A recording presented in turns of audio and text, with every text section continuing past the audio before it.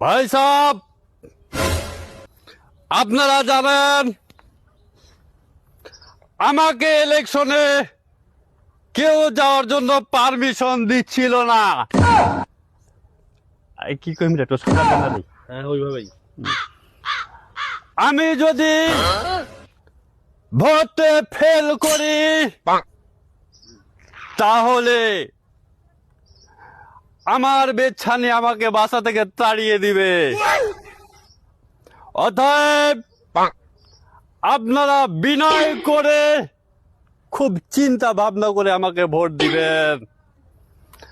আর যদি ভোট না দেন তাহলে আমি কি কেতু যাম রে।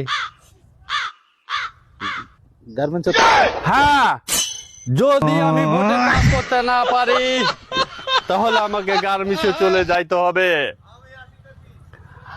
আমার স্ত্রীর ভাই বারবার আমাকে নিষেধ করেছে, আমি যদি ফেল করি শেষ করে দিয়েন। আমার স্ত্রীর ভাই আর আমার স্ত্রী মিলে আমাকে এই এলাকা ছাড়া করবে। অতএব আপনারা চিন্তা করে ভোট আমাকে দিবেন দিবেন দিবেন।